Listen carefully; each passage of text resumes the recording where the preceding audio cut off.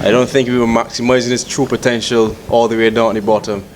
So Congrats on the win. And could you just talk about Haiti's innings and some background around when did he actually join the team? Was it 2 days before, yesterday? I think that part is irrelevant. He was here, and it was most important. But yeah, Hetty, again, he's been in some tremendous form. I think his last 4 innings have been 40-plus scores, and he's been consistent. Some of the asked of him, we asked him to go out in number 3 position and show a bit more responsibility, and he's taken it, as we can see, with both arms. So great to see him thriving in that position. Hopefully he can continue throughout the tournament and give us that nice start that we asked him for. Can I follow up? Just following on that, and when asked about Haiti, like to turn up and play like that, the way he has been playing at number 3, the conversation you have had with him to bat in this position, could you just talk about that? He's, like I said, man, the guys in the dressing room, we challenged him. You know, we know how good of a player he is, and I don't think we were maximizing his true potential all the way down at the bottom. So we just asked him to do the job, and he said, okay, let's do it. And clearly it's been paying off, so I'm glad that he accepted the challenge, and it's great to see him playing the way he normally plays. When he first came on the scene, he's been just as exciting, just as dangerous. So the experience that he would have now, along with that freeness that he's playing with, I think is going to be a very dangerous cricketer throughout this tournament, and we need him to be. Hi, Shay, just behind. You can see me? Yeah, Yes, okay. yes. My question to you is about Romario Shepherd. Of course, he first initially came as a seam bowler, then kind of a bowling all-rounder with the franchise leagues, and now again with some injuries, he ends up having to play a very key role as a seam bowler in this squad of yours. The hat-trick aside, that can happen for a variety of things. But the way he earned those wickets, bowls and attacking the stumps, things like that, could you just tell me like what's been told to him in terms of bowling plans, because he has been known to spray it a little bit in the past when he's bowled in the death overs. And about the hat-trick, what sort of confidence does it bring to him? And a little bit about his personality. Those who may not have spoken to him might think that he's a very fiery young gentleman, but you can see with a smile that there's a sense of innocence even when he talks. You've seen it at RCB and so on. Could you just summarize it for us, please? Well, we only got 5 minutes, so I'll try to keep it short.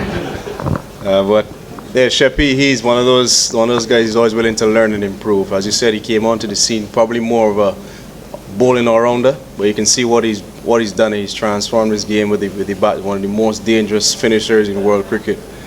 And just again, he's always ready to put his hand up whatever the team requires, and whether it was bat or ball.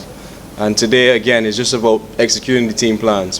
Whatever was required in that situation, you see the importance of that, breaking that partnership firstly, and then just sticking to that plan.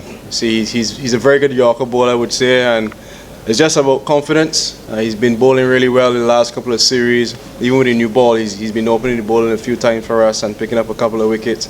So he's kind of versatile for us in the middle overs especially, and it's great to see him starting the tournament with a bang, and hopefully he can continue doing the same. Okay, I'll go with the question.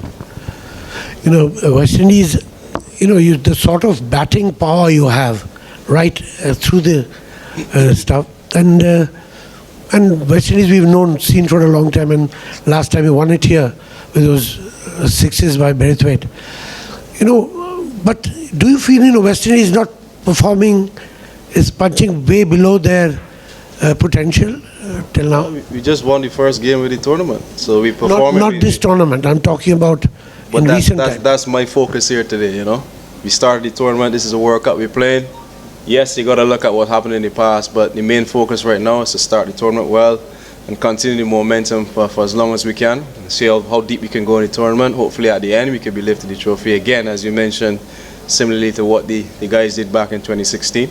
But yeah, we can't hide from the truth. We haven't had the success that we would have liked in the last few bilateral series, but again, the main focus is here on this World Cup.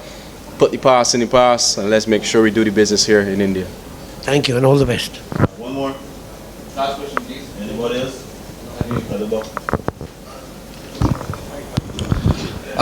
Kolkata has been a lucky ground for West Indies in the past as well. You have won the World Cup here.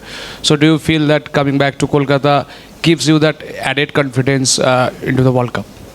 It does, but again, if we were placed at a different venue, same mindset would apply, same plans, maybe slightly different depending on the surfaces that we're playing on.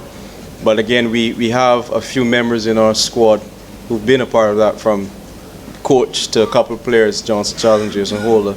So that does instill some extra confidence in the dressing room and a bit of experience as well. Being in that position, knowing what it feels like to lift a trophy, just trying to share that amongst the group, ensure the guys are really ready to go. But yeah, it's good feeling to have two guys who've been there and done that in a sense. John, I think he won it twice, so there's even extra experience in the dressing room.